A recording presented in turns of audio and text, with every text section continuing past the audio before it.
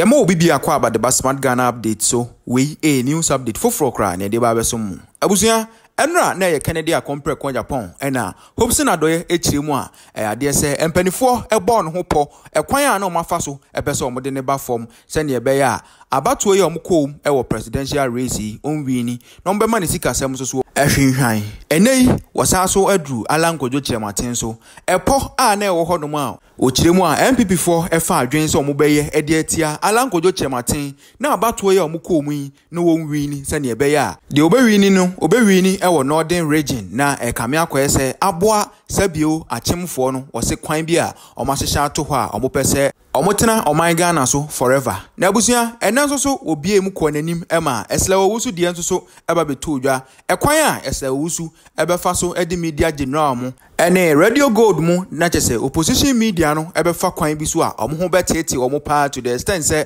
wanhwe a omo be collapse omo radio stations ni TV stations ni nyina sa enso so na Brian Champon Tembia obete yen hand over power no sa ni nyina nso so ochiremu a ewo sa buku ya osusu se ekura enwoma anase tirimupo a sabio achemfo no abo so mbefa kwan bi so atena oman no so afebo wa abre omon free so abusia ode pa akwasi indium ne empanifo bi a omo banks gu ye nyina tirimupo a na etaya chiri a chese kanoforiata na sabio omodini di sa adwuma no abusia yentie Hopeson na ngasamra yo mo ka chekere de Agyapong mo ka fa kere de Agyapong abom edem yo mo ka so mo beye say Alan ever be take over they should try and then bypass him yen ko fo bi free north abom bibi o mo ka obuku ino bia abom jombo do de me kan kra na e membo we ko e fa so tu o mo yes e be tunu ya tunu simple na me bra ya e mobo oh what ya konwam no wada ya tunu so simple hwe ma obia emphasize the way in diagro me de obia hu say eye book mu na me kan free and I'm not the writer Ghana nipa bebre ekita the way am kan eti e be biebiem ye be ma Ghana fo ho no mo take wise decision because national cake no eye yeji na ye dia adenti and I say ye the political terrain no the political terrain Adom what the party African de Japan aba na fe Samuel Kudi so Jombo do di so now mo the roaring factor aba other minor parties ni ne ka ho regions and chieftaincy nti other smaller parties no omo kasa you should understand na hwe bebia na omo kasa no ko ni na wa achichira show manum na no ba ko bia mani tua no abo kama se na wo wani abra opepa wapa na wo kasa se obi a wo ye government spokesperson ni cast bebre so enyo na kana asemi nye de cast bebre ai me se ana wo pe president ni bia na se den once ada ni PR ama government omo so omo ni se ha omo sha say she o say Adom ye oh yeah hand over that ewa ha kroma ye nyina wo kroma mo hand over what the security for number yes on the DJ ade omuni ani omuni adwene omo hu say obi e pep change no on bed Daniel bumu a mo angasa omo hu say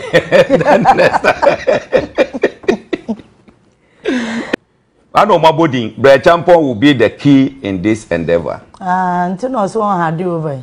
Also, I'm a brain come say yabem because one of the done another day, hand you over. Would you how? We have someone come say yabem. Was it before then? We must have a critical evaluation of our strength and weakness in order to be well positioned for the task ahead. Now, the party, or Maboma, party so. The youth and women's wing of our party remain our weakest link. Every effort must therefore be made to get our national organizer to fill in the gap.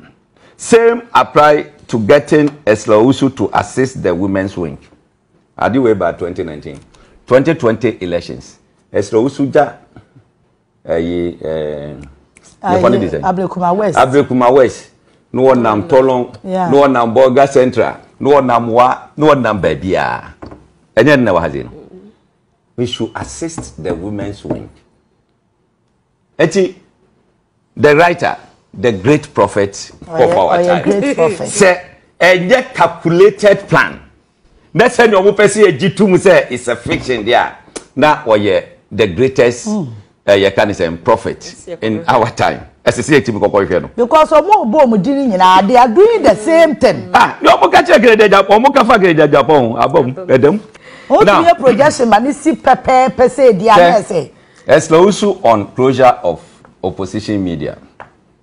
We score Eslausu 70% for her execution of the agenda to close down pro-NDC radio and television stations. Yeah.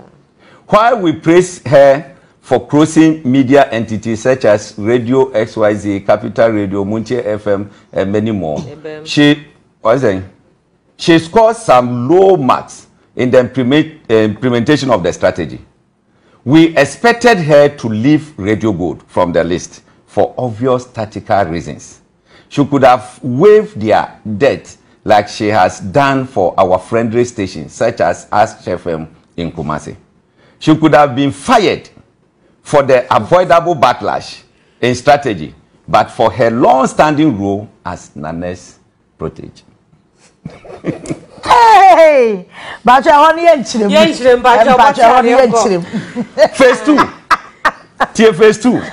Phase 2 of media control. Was it there is no doubt that Joy 99.7 FM and the multimedia group will remain an industry leaders in the communication sphere of the country. While relying on them as a veritable ally, anti-MPP agenda by some of their staff does not pretend well to us. We were left with no choice but to have used our voice, in quote, to threaten Manasseh Azuri Awuni. While his publication on the past inured to our political benefit, he has overstretched himself in his attempt to assume an air of neutrality. He was influential to our historic victory, but his constant attack on government culminating into the militia documentary was most unfortunate. Oka, some multimedia, leading in the airwaves. Our hasi. Na Juma or Mujeye, Ediboa MPP Moba victory no. Good. That's also some of the elements Oma Kwakoye. Oma Kwakoye anti-government. And you know, Omo Sheda no mu use boys. Edi threaten Manasseh Azuri. Ebemwana Zamo. Manasseh Azuri anyanya South Africa. South Africa boy the hwega. Ni ye ka that time na me hu we me say ebe de na sade we abam. Enya no kre. Sana ye no kre pa. Sana ye no kre. Enti se obi na tena ne dem church sade we. Ema no ba out 2019.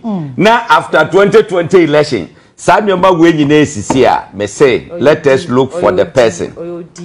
Let us look for that person. Oh, me boy, me say DM for that. I'm say or co-writer.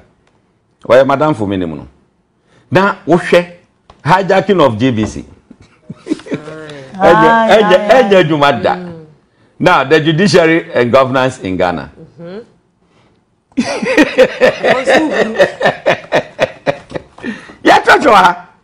Yen party court, so that the next 20 years, they can be in control. I don't want to see nominating more people to Supreme Court. Yeah, no, work you'll be out. I don't want agenda in here. A tinipa or throw forward, and I was sign of Oriata. Now, forward, what they share the first paragraph. First paragraph. Okay. Was say to our future, made up of the present and the unborn, for whom this will, Agyapadie, of a nation is being prepared. So, was say a dachi, any nasitra yum, any young kola, any nan kanswa young war mono. Womo, adna ye sa Agyapadie or mine Agyapadie, ediama omo. So what do you to me amase e ma mesum obi se sa to me na de ma no what the Agyapadie Ghana Agyapadie nyina de ma nasefo and we are quiet Now, what say to our foremost king of Oripeni, the progenies spread across this world, for whom and to whom alone this sacred document is prepared. Ye yes sadie wegina dia hye Oripeni adumunyam. Ghana 40. Hey, careful. 1, 2, 3, 4, 5. Paragraph 5. Paragraph 5. Was it currently with Nanado in total control of the whole entity of Ghana? We have a duty to ensure that we take over the commanding height of the essential fabric of the country, in order that even in the event that Nana leaves the scene after the mandatory 8 years, the sons and daughters of Ochimai will be firmly secured and such control both financially and economically that we can no longer be ignored in the battle to control the destiny of Ghana. Ghana for Muntio. Memo examples say this is not a fiction. Actually, a planet. It's working. Working. In the forward now, me more baby. What's it? What free 5? Now about 7, paragraph 7. 6, 7, yeah. What's it? In doing this, we need to be strategic. We will have to work with other people from some of the diverse ethnic groups, including some carefully selected people in Ashanti and other diverse ethnicities or land. This would make them believe that they also have a hand in the pie.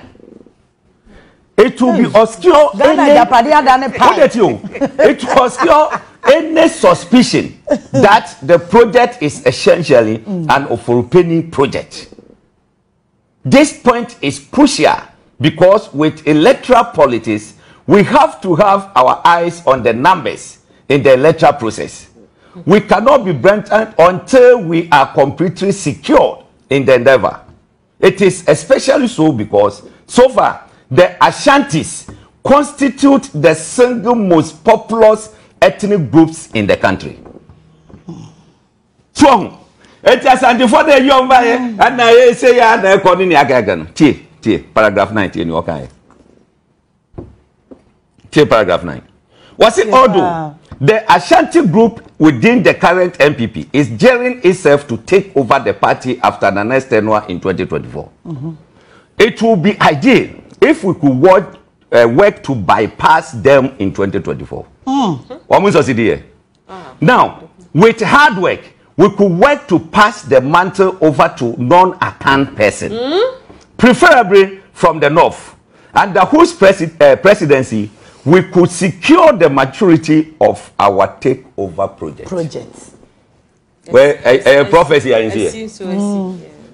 So being a trend down watch church and say a fiction and you interest anybody or a prophet. And why a prophet? A serious issue. What say? Ashanti region and that's Ashanti for our MPP party no. Or more prepares on take over from Nana Akufo-Addo. Yeko primaries. Alan Chamantin from Ashanti. Boacha Japo from Ashanti. Adainimo from Ashanti. Akutofiye from Ashanti. Kobna Japon from Ashanti. 5 people. 5. Out of 9 you say you know Mokoye. Kojo Poko is of Abraka 6. Yeah. So so wamu nyese wamu be bypass Ashanti region. Traditionally, Ashanti region is superb, very strong. Otumfo wo UK. Ya mano kwan ye besoa no in the palanquin. Wo UK. Akwesida no kwakwedi no. O mama kwa ye besoa no. O mu beji a whole street ni ye group ketene ayi. O hini bia ni ho betima kwa side no. It is a sadia. Then let's cut the Ashanti politically. It is a betima ya so so a yampe obi a wo ye non-Akan person. Yemfa mano. You see that man go anko prebi e bia na get. Hey, I'm gonna be back for prebi e bia na get am me. But we move ahead, preferably a person from the north. They were and then me no work as a MPP Frabera over here. No. Officially. O mo so sidi sa prophecy no abam. Abam. Look. Mame Emma One day. Na be good watch ro mu we die. Book we dey mashada kind power. I say baby, I person wo kan so watch ro din agu ho. Say be I wo mere. O mantra. Dabi, me mpese obi be wia, enti na watch ro din. Okay. Wo wia pa, wo bie ya no obi ahun say media. So on dey no. Hwe. Sa Labadi beach in Sensemwi na Senate to na yenko. Any adi. Ayeden ana Director General of Senate, Dr. Tinkrai, ye nadi. Obi amwo hu ne ye nadi. Debi. Letter no so timi se nipa o chore na ne bu afu pa. Papa no ye nadi o me twa me hu wo America basisi a onya phone call as Ghanaweb. Proceed on leave. Because now he was not in agreement on certain things. Now, share near Agyapadie Eka is talking about Mamema head in answer. Is talking about banking. Banking. Okay, higher banking. Banking or much chim mother. Mother no Bank of Ghana. Biological children. Ghana indigenous banks. Banks no. And they were adopted children. Adopted children hona mekono. Absa Eco Bank Yimuni ne kai omo na adopted no. Now, on the adopted Eco Bank. We have two routes of entry into the institution. First is through Senate, which has a seat on the board of EcoBank Ghana by virtue of its shareholding. The seat is occupied by the Director General of Senate. In phase 2 of our agenda, Kofi Bosompem Osafo-Maafo, who is a Deputy Director General of Senate, should be made the Director General to give him the seat on the EcoBank Ghana board. To me. Hey. On the EcoBank Ghana board. And now we can say who is the Director General of Senate? Bosompem. What take his seat in all? You may be sure. You may be sure. Secondary. Papa, we madam for me respecting Pandi. Ya born wife with him in Pesamako. Would your mammy see honum? Would you book the Vina Kaya? Why would you say? Under banking. Uber send your city.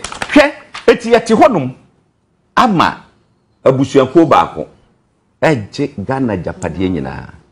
So, Capital Bank, why a fast or you go Pakwasi Indum Bank and any actual has. I know there were. And there's a portion of my kind. I know I know has you know. Now, Opa under insurance, your mother, your biological, and you were adopted. So many at you. Now, why your Mufaswa, ye Pia SSC, Essin near Kofa Enterprise Insurance, and non the Yebia, Enterprise Insurance, one in Nura. Cano for that. Government Egyptia, ya Fosso Bia, one fanfa Enterprise Insurance, you are in trouble. And as SIC near your mind, dear, I am Bassa. Jatu baby. Jatu baby. Here, Uko bank setter. Quite fast so ya data bank. And there ye be loans I change na ni ade. Nipa bushan ba kope. Ya no mo de ye Ghanaweb for. Who can we ya?